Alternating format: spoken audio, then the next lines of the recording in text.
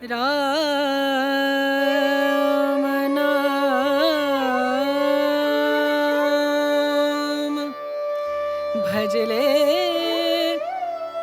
राम नाम सुखधाम भजले राम नाम सुखधाम भजले राम नाम सुखधाम। ಶ್ರೀ ಶ್ರೀ ಶಂಕರ ಭಾರತಿ ಮಹಾಸ್ವಾಮಿಗಳು, ಶ್ರೀ ಶ್ರೀ ಬ್ರಹ್ಮಾನಂದ ಭಾರತಿ ಸ್ವಾಮಿ, ಇಸ್ರೋ ಸಂಸ್ಥೆಯ ಮಾಜಿ ಅಧ್ಯಕ್ಷರಾದ ಡಾಕ್ಟರ್ ಎಸ್ ಸೋಮನಾಥ್, ಖ್ಯಾತ ಇತಿಹಾಸ ತಜ್ಞರು ಹಾಗೂ ಲೇಖಕರಾದ ಡಾಕ್ಟರ್ ವಿಕ್ರಮ್ ಸಂಪತ್ ಅವರ ಸಮಾಗಮ. ಸುಖಧಾಮ ಭಜಲೆ ರಾಮ ನಾಮ ಸುಖಧಾಮ।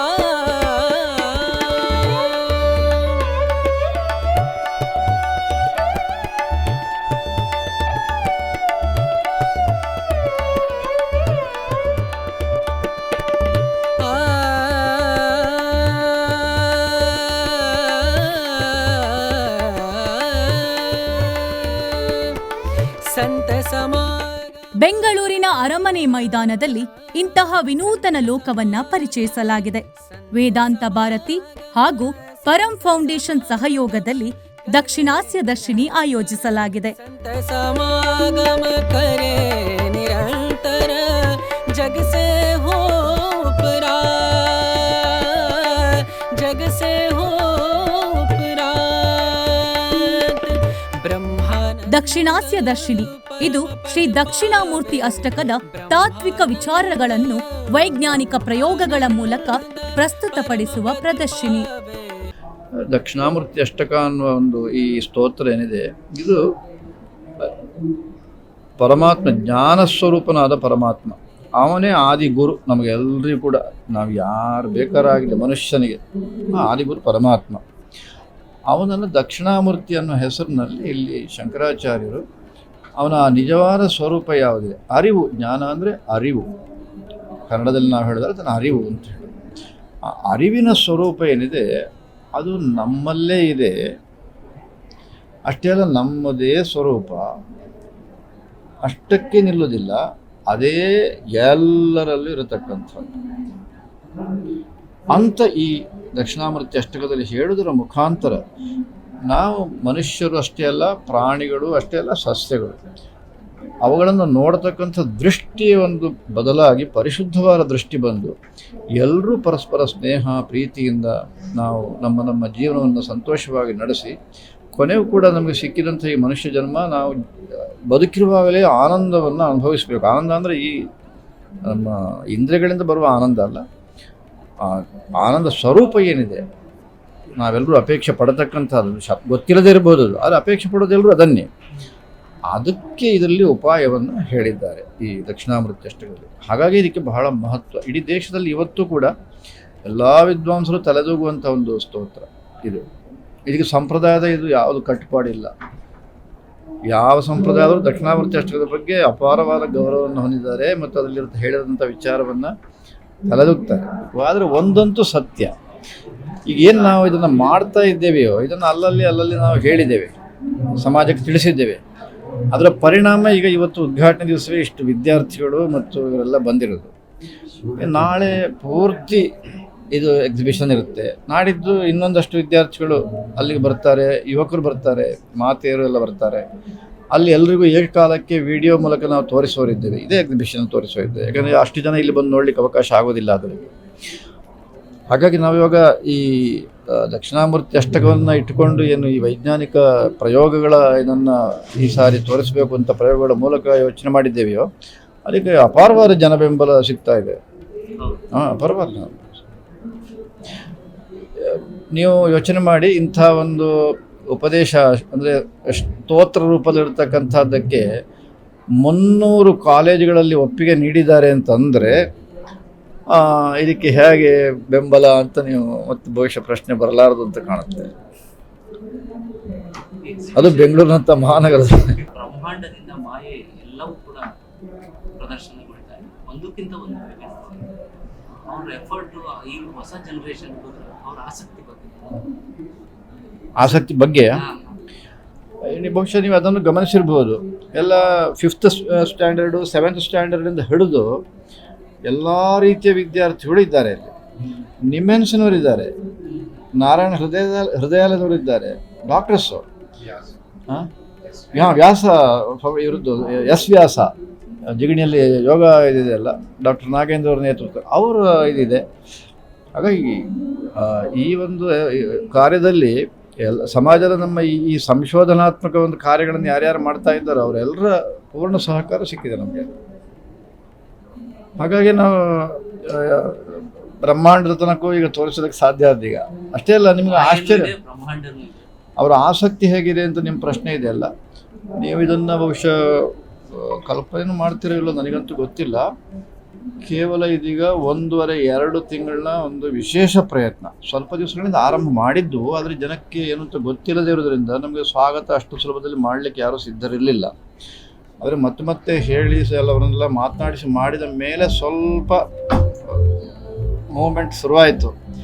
ಅದು ಯಾವಾಗ ಅದನ್ನು ನಾವು ಮತ್ತೆ ಅವ್ರಿಗೆ ಗಮನಕ್ಕೆ ತಂದಾಗ, ನಾವು ಯಾರ್ಯಾರನ್ನ ಸಂಪರ್ಕ ಮಾಡಿದ್ದೆ ಎಲ್ಲರೂ ಇಲ್ಲಿ ಬನ್ನಿ ಅಂತ ತೋರಿಸಿದರ ಪರಿಣಾಮ, ಮತ್ತು ಅವರು ಅಷ್ಟು ಕಡಿಮೆ ಅವಧಿಯಲ್ಲಿ ತಮ್ಮ ಪರಿಪೂರ್ಣ ಪ್ರತಿಭೆಯನ್ನು ಅದಕ್ಕೆ ಸುರಿದು ಈ ವ್ಯವಸ್ಥೆಯನ್ನು ಮಾಡಿದ್ದಕ್ಕೀಗ ಈ ದೃಶ್ಯವನ್ನು ನಾವು ಕಾಣ್ಬೋದು. ಹಾಗಾಗಿ ಆಸಕ್ತಿ ವಿಷಯದಲ್ಲಿ ಸಂದೇಹಕ್ಕೆ ಅವಕಾಶವೇ ಇಲ್ಲ. ಮುಖ್ಯವಾಗಿ ಸೈನ್ಸನ್ನು ಸೈನ್ಸಿನ ಎಲ್ಲ ಮುಖಗಳನ್ನು ಜೋಡಿಸಿದ್ದೇವೆ. ಅದು ಕಂಪ್ಯೂಟರ್ ಸೈನ್ಸ್ ಇರ್ಬೋದು, ಅಥವಾ ಕೆಮಿಸ್ಟ್ರಿ ಇರ್ಬೋದು, ಬಯಾಲಜಿ ಇರ್ಬೋದು, ಅಥವಾ ಬೇರೆ ಫಿಸಿಕ್ಸು, ಮ್ಯಾಥ್ಸು ಎಲ್ಲ ತೋರಿಸಿದೆ. ಅದೆಲ್ಲ ಇಲ್ಲಿ ಈಗ ನಾವು ನೋಡ್ಬೋದು. ಉದ್ಘಾಟನಾ ಸಮಾರಂಭದಲ್ಲಿ ಭಾಗಿಯಾಗಿದ್ದ ಇಸ್ರೋ ಸಂಸ್ಥೆಯ ಮಾಜಿ ಅಧ್ಯಕ್ಷ ಸೋಮನಾಥ್ ಅವರು ಯುವ ಪೀಳಿಗೆಯ ಚಮತ್ಕಾರವನ್ನ ಕೊಂಡಾಡಿದ್ರು. ನಾನು ಮತ್ತೊಮ್ಮೆ ಈ ಸೈಂಟಿಫಿಕ್ ಎಕ್ಸ್ಪರಿಮೆಂಟ್ಗಳನ್ನು ಕಣ್ತುಂಬಿಕೊಳ್ಳುತ್ತಿದ್ದೇನೆ ಎಂದ್ರು. To this auditorium, the exhibition center. I will try to go through each one of your exhibition here, and would understand that young people coming and trying to putting effort to make this secret known to you, because secret is something which is not easy to capture, but you should continue your effort on this again and again and again, and one day the whole purpose is to understand what we are. Towards this, let the journey be very good. Bless you. Thank you so much. Ram सुख राम नाम सुख राम नाम करे निरंतर जग से हो उपरात जग से हो उपरात ब्रह्मानंद परम पद पावे ब्रह्मानंद ब्रह्मानंद परम पद पावे मन होवे निष्काम मनवा मन होवे निष्काम भजले राम नाम सुखधाम. ಇದು ಈ ಪ್ರದರ್ಶನಿ ಏನು ಆಯೋಜನೆ ಮಾಡಿದ್ದಾರೆ, I think it's a very unique ಒಂದು ಎಕ್ಸ್ಪೆರಿಮೆಂಟ್ ಅಂತ ಹೇಳ್ಬೋದು. ನಾವು ಯೂಶಲಿ ನಮ್ಮ ಶಾಸ್ತ್ರಗಳಲ್ಲಿ ಏನಿರುತ್ತೆ, ನಮ್ಮ ಶ್ಲೋಕಗಳು, ನಮ್ಮ ಪುರಾಣಗಳು, ಇದೆಲ್ಲ ಮಿಥ್ಯೆ, ಇದು ಸೂಪರ್ಸ್ಟಿಷನ್ಸ್, ಮೂಢನಂಬಿಕೆ ಅಂತ ನಾವು ಭಾವಿಸ್ತೀವಿ. ಬಟ್ ಈ ಎಕ್ಸಿಬಿಷನ್ನಲ್ಲಿ ಇದೆಲ್ಲವೂ ಹೇಗೆ ಒಂದಕ್ಕೊಂದು ಪರಸ್ಪರವಾಗಿ ಕಾಂಪ್ಲಿಮೆಂಟ್ರಿ ಆಗಿದೆ. ದಕ್ಷಿಣಾಮೂರ್ತಿ ಅಷ್ಟಕ ಮತ್ತು ವಿಜ್ಞಾನದ ಪ್ರಿನ್ಸಿಪಲ್ಸ್ ಏನಿದೆ, ಫಿಸಿಕ್ಸ್ ಪ್ರಿನ್ಸಿಪಲ್ಸ್ ಆಗಿರ್ಬೋದು, ಇದೆಲ್ಲ ಹೇಗೆ ಒಂದಕ್ಕೊಂದಕ್ಕೆ ಪೂರಕವಾಗಿದೆ ಅನ್ನೋದು ಈ ಎಕ್ಸಿಬಿಷನ್ ಇಂದ ತಿಳಿದು ಬಂತು. ಅಂಡ್ ಇಷ್ಟೊಂದು ದೊಡ್ಡ ಸಂಖ್ಯೆಯಲ್ಲಿ ಇಷ್ಟೊಂದು ಜನ ಮಕ್ಕಳು ಇದನ್ನ ನೋಡ್ತಾ ಇದ್ದಾರೆ. ಅವರು ತಮ್ಮ ಶಾಲೆಗಳಲ್ಲಿ ಫಿಸಿಕ್ಸ್ ನ ಕಲಿತ್ಕೋತಾ ಇರ್ತಾರೆ, ಬಟ್ ಇಲ್ಲಿ ಬಂದು ಅದು ಹೇಗೆ ಒಂದು ಸ್ಕ್ರಿಪ್ಚರಲ್ ಬೇಸಿಸ್ ಅದಕ್ಕಿದೆ, ಅದನ್ನ ಹೇಗೆ ಕೋರಿಲೇಟ್ ಮಾಡ್ಬೋದು. ಯಾರು ಕನ್ಸ್ನಲ್ಲೂ ಅವ್ರು ನೆನೆಸಿರೋದಿಲ್ಲ ದಕ್ಷಿಣಾಮೂರ್ತಿ ಅಷ್ಟಕವು ಅವ್ರು ಫಿಸಿಕ್ಸ್ ನಲ್ಲಿ ಏನ್ ಕಲಿತಾ ಇದ್ದಾರೋ ಅದಕ್ಕೆ ಸಂಬಂಧ ಇದೆ ಅಂತ. ಅದನ್ನ ಮಾಡಿ ತೋರಿಸೋದು ಪ್ರಮಾಣ, ಸಾಕ್ಷಿಗಳ ಆಧಾರದ ಮೇಲೆ, ಪ್ರಮಾಣದ ಆಧಾರದ ಮೇಲೆ ಅದು ಮಾಡಿರೋದು ಒಂದು ದೊಡ್ಡ ಕೆಲಸ. ಇದಕ್ಕೆ ಜಗದ್ಗುರು ಅವರು, ಅವರ ಆಶೀರ್ವಾದ ಮತ್ತು ಪರಂ ಫೌಂಡೇಶನ್, ದಕ್ಷಿಣಾಸ್ಯ ದರ್ಶಿನಿ, ವೇದಾಂತ ಭಾರತಿ ಎಲ್ಲ ಸಂಸ್ಥೆಗಳು ಮಾಡಿರುವ ಈ ಕೆಲಸ ನಿಜವಾಗ್ಲೂ ಮೆಚ್ಕೋಬೇಕಾದಂಥ ವಿಷಯ. ಇದಕ್ಕೆ ಬೆಂಗಳೂರಿನಲ್ಲಿ ಇರುವ ಎಷ್ಟು ಮಕ್ಕಳು ಬಹುತೇಕ ಸಂಖ್ಯೆಯಲ್ಲಿ ಬಂದು ಇದನ್ನ ನೋಡಿ ಆನಂದಿಸ್ಬೇಕು ಅಂತ ನಾನು ಆಹ್ವಾನಿಸ್ತೇನೆ. ಒಂದ್ರಲ್ಲದೆ ನಾವು ಜಗತ್ ಮಿಥ್ಯಾ, ಎಲ್ಲ ಮಾಯೆ ಅಂತ ಹೇಳ್ತೀವಿ. ಅದನ್ನ ಹೇಗೆ ಒಂದು 2 ಡೈಮೆನ್ಷನಲ್ ಮತ್ತು 3 ಡೈಮೆನ್ಷನಲ್ ಮಿರಾಜ್, ಮೃಗತೃಷ್ಣ ಅಂತ ಏನ್ ಹೇಳ್ತಾರೆ, ಅದರ ಮೂಲಕ ತಿಳಿಸ್ಕೊಡ್ಲಾಯ್ತು. ಅದನ್ನ ನಾನು ಯೋಚನೆನೂ ಮಾಡಿರಲಿಲ್ಲ. ಈ ಥರ ಒಂದು ಕನ್ನಡಿಯನ್ನು ನೋಡಿ ಅದನ್ನೊಂದು ಮಾಯೆ ಅಂತ ಒಂದು ತುಂಬ ಗೂಢವಾದ ಒಂದು ದಾರ್ಶನಿಕ ಸಿದ್ಧಾಂತಕ್ಕೆ ಹೇಗೆ ಅದನ್ನ ಅಳವಡಿಸ್ಕೊಳ್ಳೋದು ಅಂತ. ಸೊ ಈ ಥರ ಅದು ನನಗೆ ತುಂಬ ಹಿಡಿಸ್ತು. ಪ್ರತಿಯೊಂದು ಎಕ್ಸಿಬಿಟ್ ಅದರ ಬಗ್ಗೆ ತುಂಬ ಶ್ರಮ ಮತ್ತು ಅದರ ಬುದ್ಧಿ ಉಪಯೋಗಿಸಿ ಎಲ್ಲ ಮಾಡಿದ್ದಾರೆ. ಪರಂ ಫೌಂಡೇಶನ್ ಅವರು ಎಲ್ಲರೂ ಬಂದು ಇದನ್ನ ಆಲಿಸ್ಬೇಕು, ಇದರಿಂದ ಕಲ್ತ್ಕೋಬೇಕು.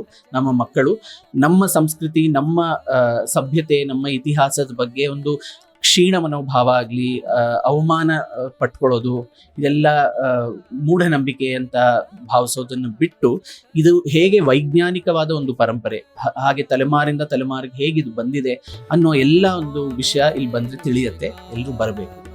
ಶ್ರೀ ಶ್ರೀ ಶಂಕರಾಭಾರತಿ ಮಹಾಸ್ವಾಮಿಗಳ ದಿವ್ಯ ಸಾನ್ನಿಧ್ಯದಲ್ಲಿ ದಕ್ಷಿಣಾಸ್ಯ ದರ್ಶಿನಿ ಉದ್ಘಾಟನೆಯಾಗಿದೆ. ಜನವರಿ 29ರಿಂದ ಫೆಬ್ರವರಿ 2ರವರೆಗೆ ಅಂದ್ರೆ ಇದೇ ಭಾನುವಾರದವರೆಗೂ ಅರಮನೆ ಮೈದಾನದಲ್ಲಿ ದಕ್ಷಿಣಾಸ್ಯ ದರ್ಶನಿಯನ್ನ ಕಣ್ತುಂಬಿಕೊಳ್ಳುವ ಸದಾವಕಾಶ ಒದಗಿ ಬಂದಿದೆ. ರಾಮ ನಾಮ ಸುಖ